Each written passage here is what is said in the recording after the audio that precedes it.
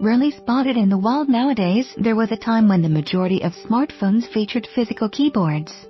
In the early 2000s, we saw a barrage of these so-called smartphones attempting to bridge the gap between the phone and mobile computing experiences with the aid of physical keyboards. Of course, they definitely help to emulate the desktop experience on a mobile scale with the arrival of touch screens. Especially ones that employed capacitive technology, physical keyboards soon saw themselves in decline. Eventually, smartphones opted to go with the all-screen form factor, ditching the portrait and landscape QWERTY designs that were so popular and dominated most of the 2000s.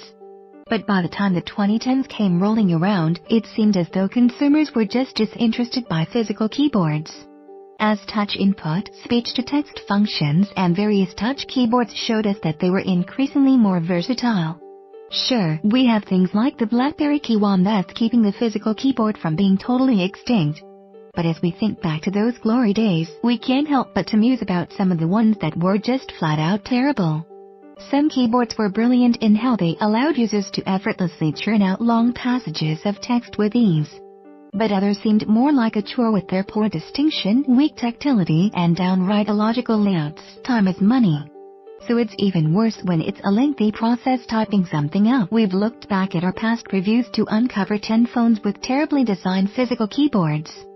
So in no particular order, here's what made this list. LG Double Play talk about experimenting with not just one form factor, but with several unorthodox ones, as its name isn't evidence enough in what to expect from it. The LG Double Play guaranteed itself onto this list because of its unconventional style and terrible physical keyboard. For starters, this landscape QWERTY clamshell-styled smartphone offered 2 displays, which that by itself was a novel thing to begin with. However, they went the extra distance by breaking up its landscape QWERTY keyboard into 2 halves. In some instances, a split-style keyboard can make for a better overall typing experience, but that was hardly the case using the LG Double Play.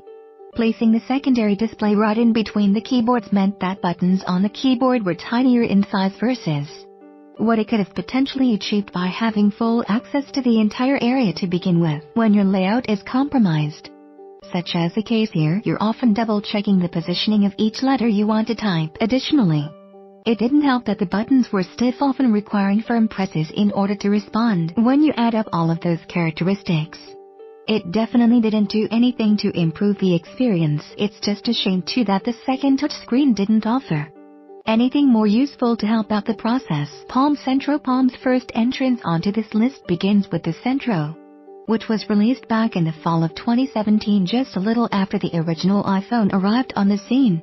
Palm was one of the notable PDA and smartphone makers during the early 2000s, but the Centro signaled a design change philosophy for the company. Naturally, owning a Palm device meant that you were getting a keyboard. However, unlike the previous Palm devices released by the company, the Centro was geared for the tweener crowd, while the keyboard itself featured the distinctive layout that most Palm owners were accustomed to using. It's the shrunken size of the buttons, close placement of them, and their marginally distinct feel that made it just more difficult to use. For those with larger-sized hands, it definitely proved to be a bit more challenging, but given that this was targeting a younger demographic, leveraging a smaller keyboard did seem to be an appropriate decision. Nevertheless, it was just tougher to use than previous Palm devices. At least there was autocorrect with the platform, so even if you did manage to make a few mistakes along the way as you carefully press on each minuscule key, it'd correct it automatically for you. HTC Snap CDMA. Windows Mobile saw all sorts of form factors, from landscape QWERTY sliders to portrait-styled ones. The platform was home to an assortment of phones that helped to spur the modern age of the smartphones. The HTC Snap was released in the summer of 2009, which offered one of the best portrait-style keyboards in a Windows Mobile phone. However, that wasn't the case with the CDMA version of the handset released just a little bit later on after the original. Gone were the springy, rather spacious keyboard found with the international GSM variant, replaced instead by keys that were positioned very close to one another, offering no distinction whatsoever as you were typing. It didn't help either that the overall build quality of the phone came off chintzy, wherein the keys were stiff to the touch and they didn't offer the same springy response as the GSM version. Seriously, it felt like work having to type on this keyboard, because if you didn't hit the buttons hard enough, the phone might not even register them. When it comes to Windows phones with portrait QWERTY keyboards, this had to have been one of the worst, unfortunately. For the many Sprint users that were intrigued by this phone initially, they soon realized it was a pain to operate, so they had to accept this as their form of input. Verizon Wireless Razzle. Nowadays, we have one single major classification when it comes to phones: the smartphone. Sure, there are still some basic flip phones in circulation sold by retailers, but the vast majority of people in this day and age own smartphones. Still, there was a time when these so-called dumb phones ruled the market with all sorts of classifications. From feature phones to messaging phones, there were an abundance of these kinds of phones that sported physical keyboards. Released in the fall of 2008, the Verizon Wireless Razzle was one of them. Classified as a quick messaging device that capitalized on the text messaging trend that dominated most of the mid and late 2000s. The Razzle did quite the opposite when it came to being a messaging phone. First of all, it sported this unorthodox swiveling portrait-style keyboard that allowed users to switch from messaging to all-out media playback. Making matters worse, the keyboard was tilted on an odd angle, making it tough to see the display straight on unless you tilt the phone away from you. There's nothing wrong with experimenting using slightly different designs, but when it results in an impractical way of typing, it's just not worth pursuing. Motorola backflip. Motorola has been in the business for a long time, and during that time, they've managed to deliver some fantastic devices with equally suitable physical keyboards to accompany them. From the stunning Windows Mobile powdered Moto Q to the premium look of the Photon Q's keyboard, the company was known to produce solid keyboards that allowed users to effortlessly type with ease. There was a time during the early days of its Android endeavor when we began to started questioning some of the company's decisions. Devices like the Motorola Charm, Flipside, and Flipout all showed us some interesting keyboard designs. But the Motorola backflip failed to execute where it mattered the most: the typing experience. Motorola was rapidly becoming a force to be reckoned with in the Android landscape by the time 2010 came around, especially after releasing the Motorola Droid. One of the first phones to be released after that was the AT&T exclusive Motorola backflip, which to this day is arguably one of the strangest designed landscape QWERTYs around. The name says it all, as the keyboard itself was the back of the phone. But when it was flipped over, it was positioned traditionally right below the display. The keyboard was in fact constructed from a single plastic-like material, which meant that there were no cutouts that would distinguish each button. This material too didn't offer any sort of tactility when typing, so it hindered the user's speed. Motorola was no doubt bold to go after an unconventional design, but due to some poor design choices, the typing experience suffered the most. And just to think, the Motorola Droid's keyboard wasn't perfect. So you'd think that they would have invested just a little more time into refining the keyboard here with the backflip, but they didn't. Which is mind-boggling when you think about it. Kin 1 and 2. Remember when Microsoft made phones? It was just recently when Microsoft announced that it would be pulling the plug from its Windows Phone mobile platform due to the lack of market penetration. Microsoft as a hardware maker delivered several Lumia-branded smartphones during the late stages of the platform's history. But we can't forget about Microsoft's endeavor with a pair of smarter messaging phones prior to the release of its Windows Phone platform. Enter the Microsoft Kin 1 and 2. A pair of quick messaging phones released in early 2010 that gave us an early tease of what to expect with full-blown Windows Phone.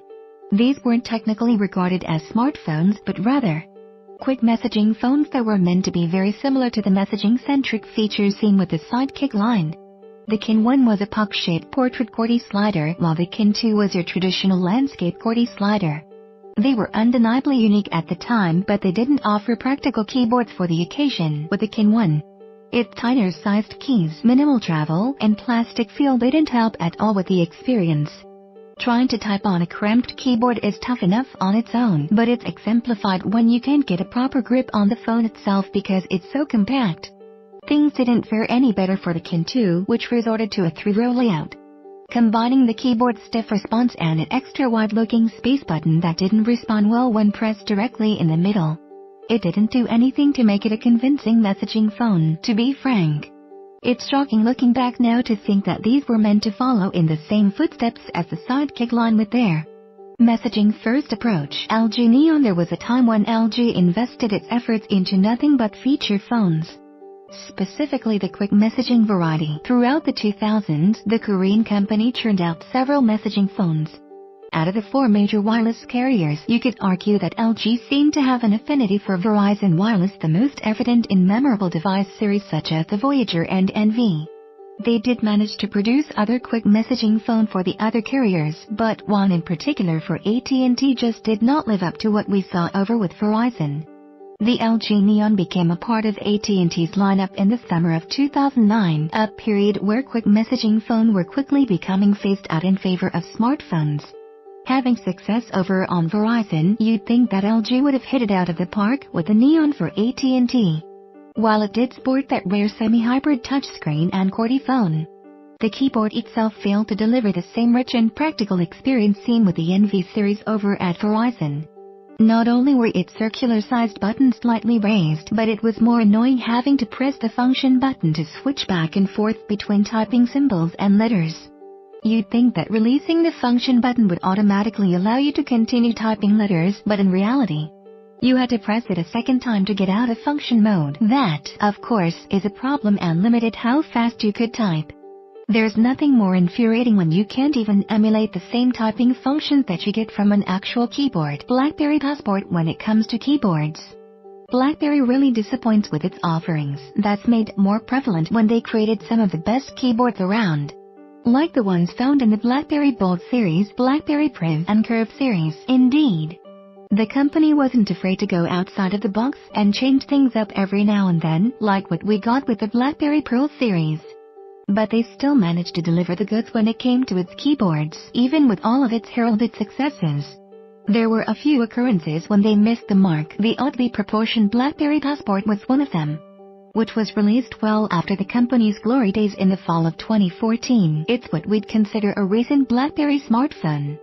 After the switch to the BlackBerry 10 OS, similar in shape to an actual Passport, the BlackBerry Passport is undeniably one of the few odd designs from the company because of how its touchscreen dominates most of the phone's facade.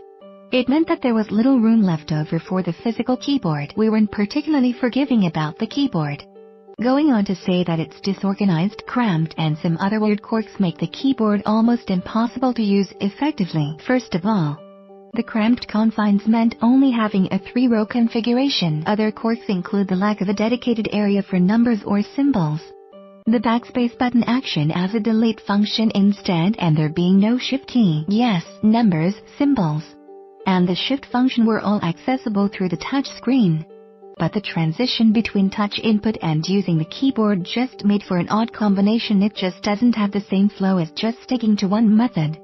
Those are just some of the glaring deficiencies with this keyboard, and it's exactly why the Passport made this list. We're still shocked by the Passport's questionable decisions. Samsung Alias U740 making its first appearance on this list. Samsung is no stranger when it comes to phones with physical keyboards. Rarely do we see a Samsung phone today that incorporates a keyboard with its design, but they've been known to experiment with various types over the years, from your standard portrait and landscape styles we've all come to expect. They did go after a strange format with one of its quick messaging phones for Verizon Wireless back in 2007. The Samsung Alias U740 was one of those odd design phones for its time. In particular, it utilized this dual-hinge design that allowed this typical-looking flip phone to flip its display around to turn it into a clamshell with a physical keyboard at your disposal. What's really notable about this keyboard is that it adapted to either orientations with its combination numeric QWERTY keypad. The problem with this design is that when the phone is used as a flip phone, there are just simply way too many buttons to deal with, while alternatively in clamshell mode, buttons were too tiny to get into a good rhythm with typing. Worst yet, the keyboard layout was such a strain to the eyes because letters and numbers were facing different directions. For example, if you were composing a text message and wanted to type in numbers, the arrangement made it difficult to discern those numbers because they were oriented in a different direction than the usual letters and symbols. While the Samsung Alias U740 proved to be challenging to use, its successor managed to improve the experience with its e-ink keyboard, Palm Pre. We mentioned the Palm Central earlier, which was a radical departure from previous Palm keyboards that users were acquainted to using. Palm's history was a rocky one. having dominated the scene early on in the 2000s only to relinquish its grab as BlackBerry and Microsoft's mobile smartphone platforms became increasingly popular amongst consumers. And then came the Apple iPhone, which redefined the smartphone experience in ways that were unimaginable at the time, forcing Palm to quickly adapt to the rapid changes in the industry or face extinction. And that brings us to the final device on our list, the WebOS champion in the Palm Pre, which was released in the summer of 2009. Consumers were no doubt enthralled by Palm's WebOS platform, proving itself as a strong competitor against the newly released Android and iOS platforms. While the Palm Pre will go down in phone history as one of the most remarkable to ever be released, its keyboard wasn't necessarily a bright spot in its otherwise rich portfolio. And no, it wasn't the keyboard that brought Palm's eventual demise later on. The keyboard was a chore to operate, especially if you happen to have larger-sized fingers, very similar to the Palm Centro's keyboard. The keyboard here with the Palm Pre was just a little bit cramped to smoothly operate. In fact, the keys here with the Pre were shallower than those on the Centro, offering only a smidgen of distinction when you ran your fingers over them. The gel-like plastic keys too didn't offer as much tactility when pressed, so at times it was difficult to gauge if you actually pressed down on them. While an on-screen keyboard would eventually be available to the platform later, at the beginning though, all input was done through the keyboard. When we look at the totality of what the Palm Pre eventually became, it's disappointing to realize that there wasn't more thought put into the keyboard's design. Considering how the platform was forward-thinking for the time, it really would have elevated the Pre's stature amongst the other top-tier phones at the time by delivering on a solid keyboard. But in reality, it was far from it.